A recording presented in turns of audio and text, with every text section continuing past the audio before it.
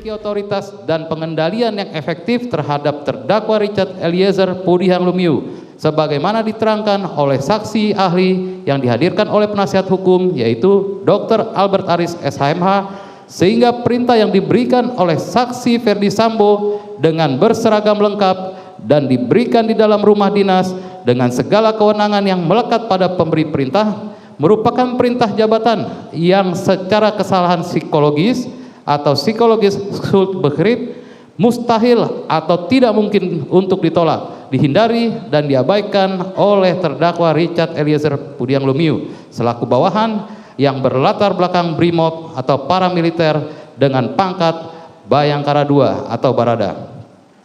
Bahwa berdasarkan fakta persidangan jelas terungkap bagaimana terdakwa dan setiap anggota Brimopolri kesatuan dalam level kepangkatannya tidak pernah diajarkan untuk menganalisa perintah dalam pelatihan-pelatihan yang diterimanya.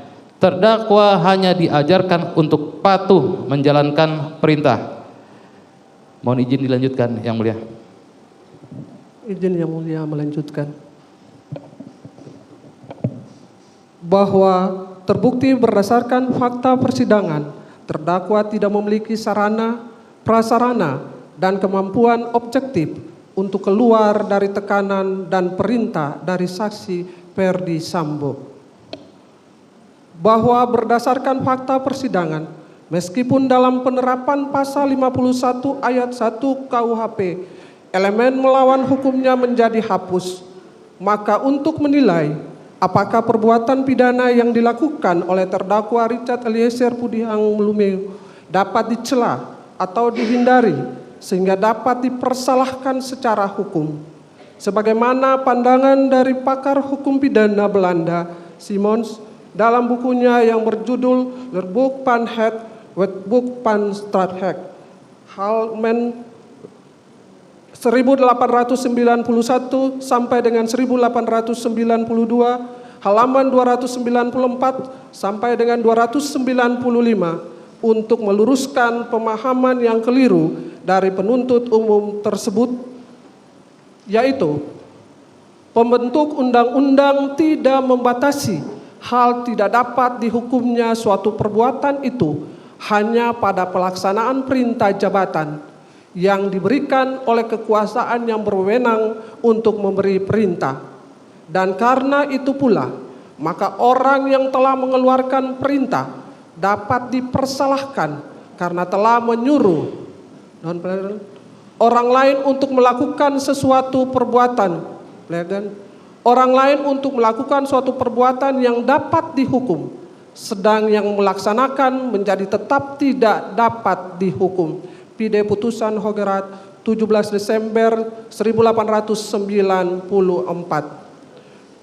Bahwa postulat indarmu dat duit itbet dare eusfero nula culpa es cuit parere necese sit berasal dari hukum Romawi yang sama tuanya ketika berbicara mengenai kekuasaan negara. Postulat inilah yang kemudian dalam peraturan hukum konkret dituangkan pada pasal 51 ayat 1 KUHP secara tegas. Pasal aqua berbunyi, barang siapa melakukan perbuatan untuk melaksanakan perintah jabatan yang diberikan oleh penguasa yang berwenang tidak dipidana. Perintah jabatan yang dikeluarkan oleh yang berwenang memberi hak kepada yang menerima perintah untuk berbuat sesuatu atau tidak berbuat sesuatu. Dengan demikian, hak ini menghapuskan elemen melawan hukumnya perbuatan sehingga dimasukkan sebagai alasan pembenar. Edi Herie, Prinsip-Prinsip Hukum Pidana, edisi revisi, penerbit Cahaya Atma Pustaka, halaman 280. Bab 4. Tanggapan atas replik penuntut umum yang keliru menyimpulkan loyalitas sebagai mensrea terdakwa Richard Eliezer Pudihang Lumiu. Bahwa kami tim penasehat hukum tidak sependapat dengan dalil penuntut umum yang menyimpulkan loyalitas terdakwa Richard Eliezer Pudiang Lumiu sebagai mens rea atau sebagai dasar terjadinya mens rea. Bahwa berdasarkan pengertian loyalitas, kami tidak menemukan rujukan atau terminologi hukum mengenai arti dari loyalitas seperti yang disebutkan oleh penuntut umum.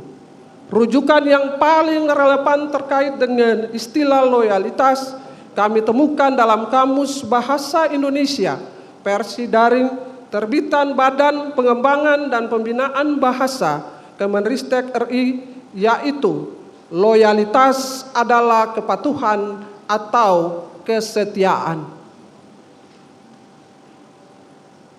Bahwa menurut kami antara loyalitas dan mens rea adalah dua hal yang berbeda dan tidak dapat diterjemahkan atau ditafsirkan dalam hubungan sebab akibat.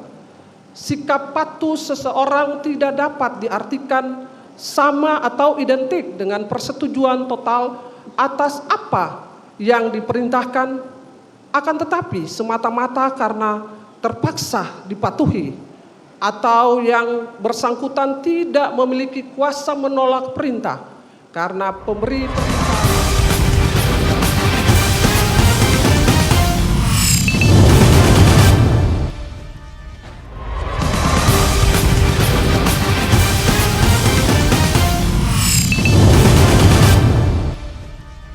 Mitigating atau attenuating circumstances. B. Berorientasi pada perbuatan pidana dan pelaku perbuatan pidana dan keseimbangan unsur objektif dan subjektif. Dat dader stafre. C. Modifikasi doktrin kehendak bebas. Modified doctrine of free will.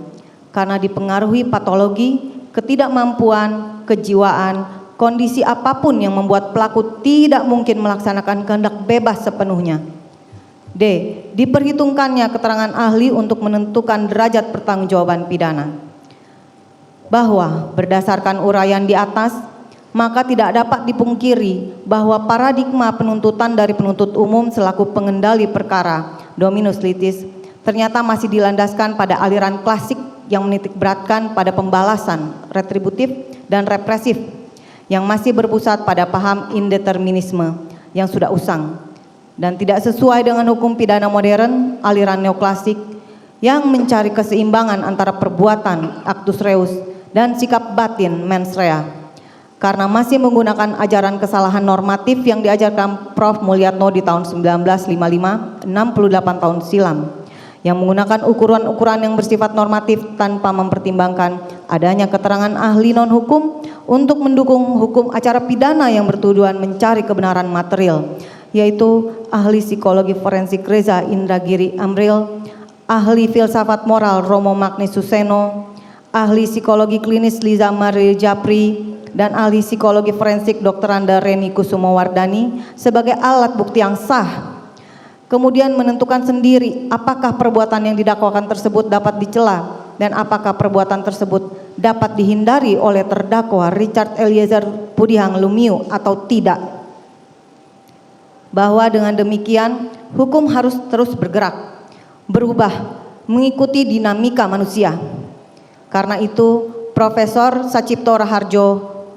menurut Profesor Sacipto Raharjo, hukum harus terus dibedah dan digali melalui upaya-upaya progresif untuk menggapai terang cahaya kebenaran dalam menggapai keadilan.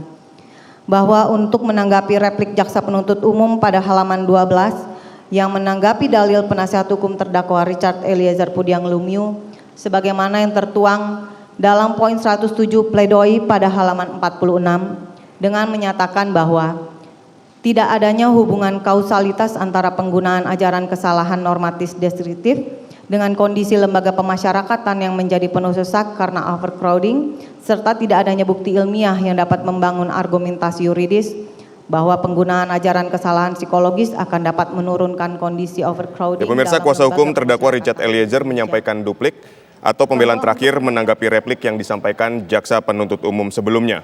Kuasa hukum meminta peran Richard Eliezer sebagai justice kolaborator menjadi bahan pertimbangan. Selain itu, kuasa hukum menyampaikan bahwa peran terdakwa Richard Eliezer sebagai pelaku tindak pidana yang disuruh atau digerakkan oleh pelaku utama yaitu Verdi Sambo.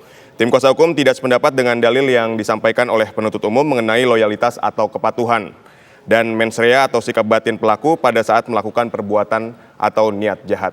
Dan demikian Breaking News TV One kali ini. Sesaat lagi Anda dapat menyaksikan Kabar Petang bersama Andromeda Mercury dan Sira Safira. Saya Aditya Nugroho, mewakili kru yang bertugas pamit undur diri. Terima kasih atas perhatian Anda dan sampai jumpa.